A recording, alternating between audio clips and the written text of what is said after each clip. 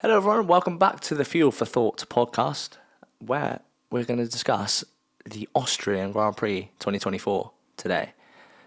Sprint weekend. Before we do that, there's Okay. some breaking news. What's that? This may shock you. This may shock everyone. Go on. Lance Stroll has had his contract extended at Aston Martin. Oh, Unbelievable. Unbelievable. Who would have thought He it? already said in a press conference, he was like, "Yeah, I'm racing for the team next year, so like you can just put my face on the question mark." It's obviously he's going to. Like, his dad is not going to drop him. No, otherwise there's no point in him having the team. Exactly. The only reason he bought the team was to make sure that his son got a seat in F1. Yeah, waste of a spot. Oh well. Anyway, Anyway, moving on. did you also see Pierre Gasly got his Yes. contract extended? I always get kind of nervous when I see those like posts because I'm like, Yeah. are you dropping like this driver? So Ocon out, Pierre still in. I'm not surprised because I don't think they would have dropped Ocon if they weren't going to keep Pierre. True. But I mean, they probably weren't happy with Ocon's behaviour regardless. No. But yeah, Still don't know where Carlos Sainz is going.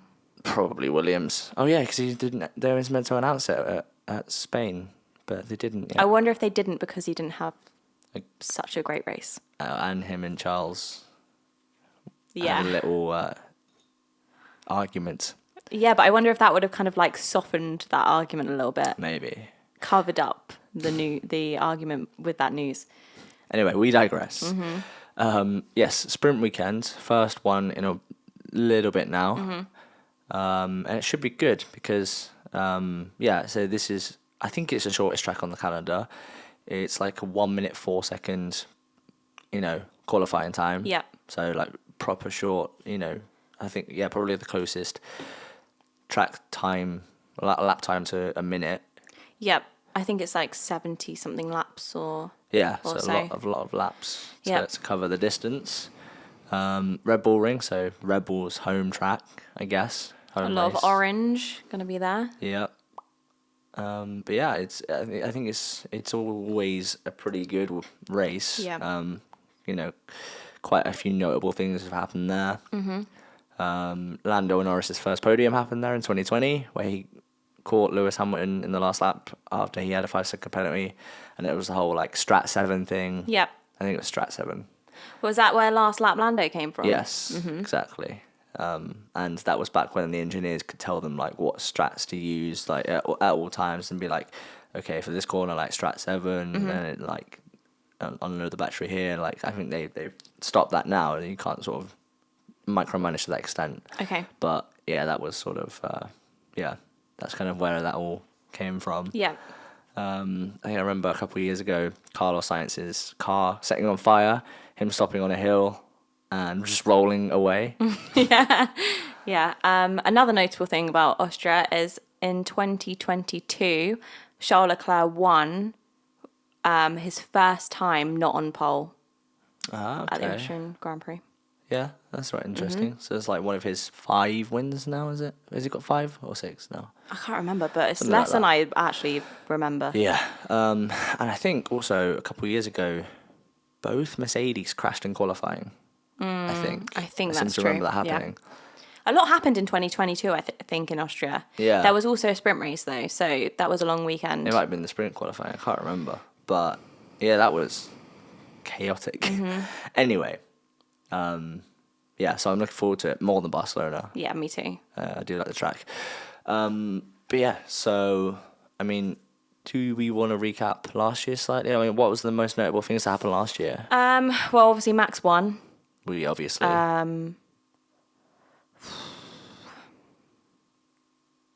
Don't know. No, that's one. Not really much else happened. Carlos. Did he win the sprint as well? It was the sprint last year? Yeah, he won. Yeah. So he won both. Which sprint last year did Piastri win? I think that was Spa, wasn't it? Of Spa. Spa, yes. Yeah, because he got a triple header. No, that was in 2020. Sorry. I feel like I remember 2022 way more than last year. It's because At the last Red Bull year, it was like Max was winning every race except 3, Yeah. which means like it all just blurs into one really. Actually, there is one notable thing from last year. Perez qualified P15th and ended up in P3. Okay, so yeah. Yeah. I mean, which is great. Credit to Perez there, but also last year's car was a rocket ship. Exactly. And he shouldn't be qualifying that low anyway. No. So Which I we mean, always this year's say. car being closer to other cars means his qualifying form is awful at the moment. Yeah, definitely. Okay. So should we get into predictions then?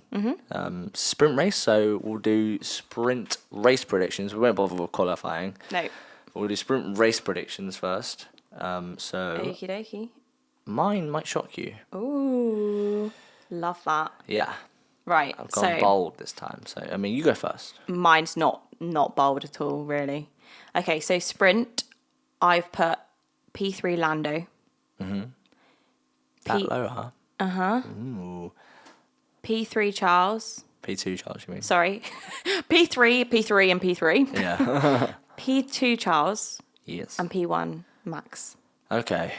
Because obviously it's like sprint shootout, so it's less structured and prepared than qualifying. It's more just like getting laps in. And Ferrari have done well here in the last couple of years. Like Charles was P2 last year and P1 the year before. Obviously not in the sprint, but I just expect Ferrari to have a better race weekend this weekend. So I put P3 Carlos Sainz, P2 Oscar Piastri, and P1 Lewis Hamilton. ooh, Yeah. okay. I can see Piastri being up there because he's actually quite good in the sprints, and he's had a good track record with it, I think. Yeah. I don't know. I think something might happen. Like Max might just not qualify well. Hamilton always in qualifying seems to leave it to the last second and just seems to be able to bang out a lap at the end and do quite well. I mean, this year obviously George has beat him 8-2 in qualifying, normal qualifying, but historically he's a really good qualifier, and I think he's got his eye in, he's in good form. He's just gonna bang out a lap. I mean, he's done well in Austria before, so obviously. That's qualifying, but then I think he'll hold it on for the sprint race, which is why I put him winning.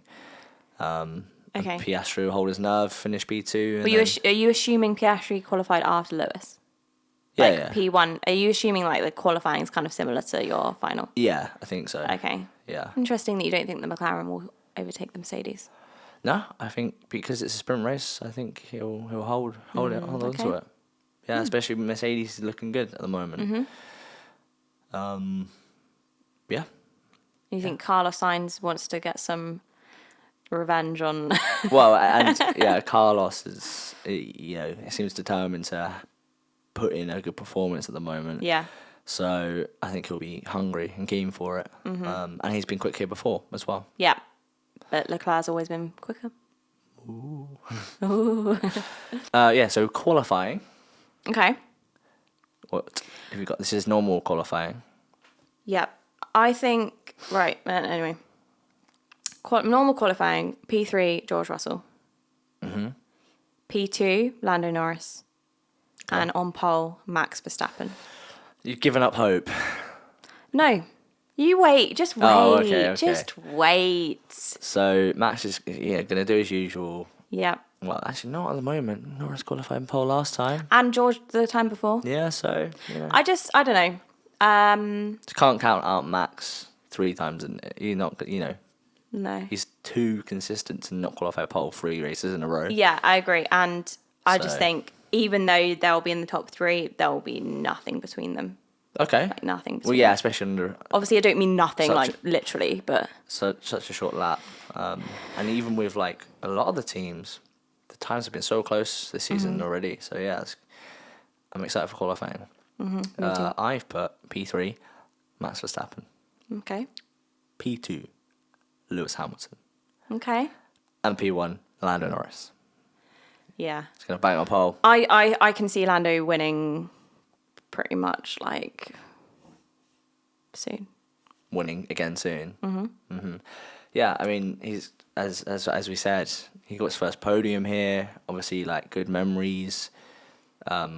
Probably fond of the track. Yep. Has done well here before. Like, it's qualified well here before in a McLaren that's been nowhere near as good as this one.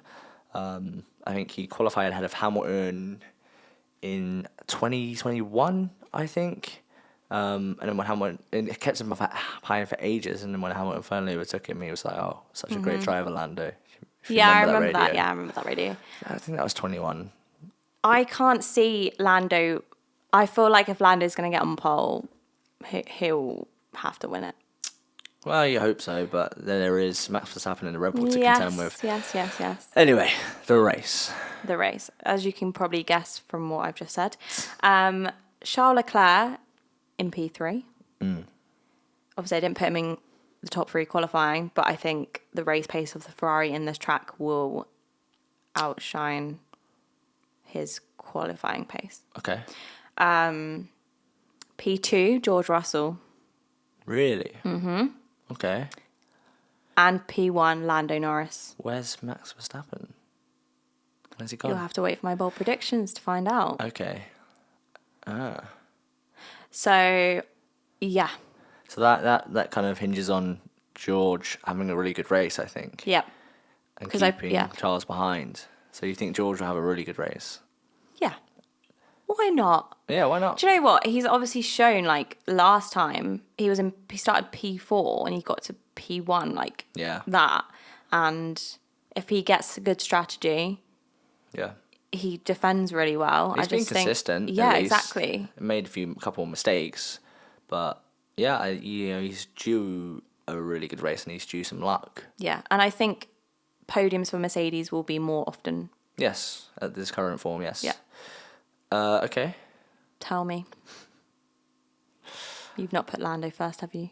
P3, Lewis Hamilton. Okay. So I had him qualifying P2. Dropped down a place. P2, Max Verstappen.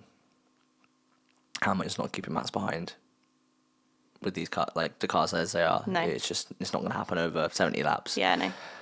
P1, Lando Norris. I think this is the race. I agree. I just think it's kind of the momentum's been building again for him to win, and this weekend I can see him putting it together.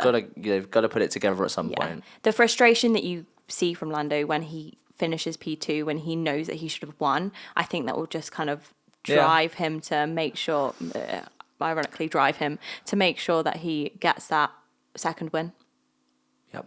Especially in that McLaren because it's quick. Yeah, so yeah, I mean, it's optimistic. The easy, safe choice would be say Max wins again, because if he especially gets in the lead, I think that's where they win it most of the time, is him getting that like 6-second gap in the first stint, and then controlling the race from there. Yeah. So if other teams, McLaren, can stop him doing that and out qualifying him and keep him behind during that like first stint, or like even like a longer stint, that's kind of where they'll make up that time and have the opportunities, I think. Yeah, but I think that McLaren is...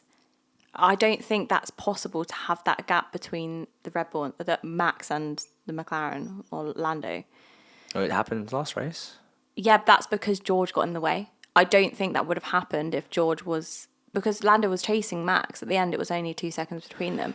And like going down. I think Lando has the capability and the car to close that gap. But I think because George obviously got in the way between the two of them, like in the beginning, that gave Max the advantage. He does, but this has happened in the same way in 3 races now.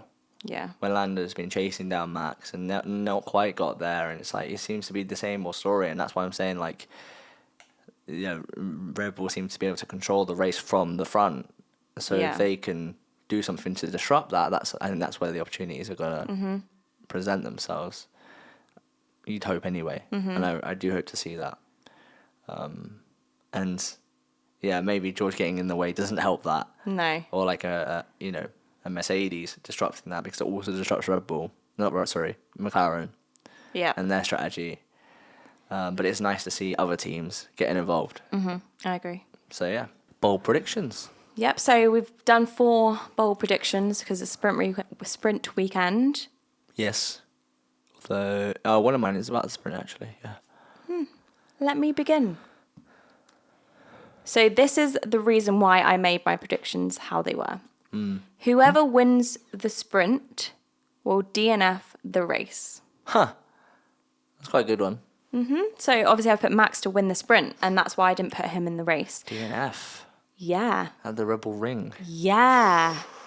Controversial. Crazier things have happened. Yeah, true.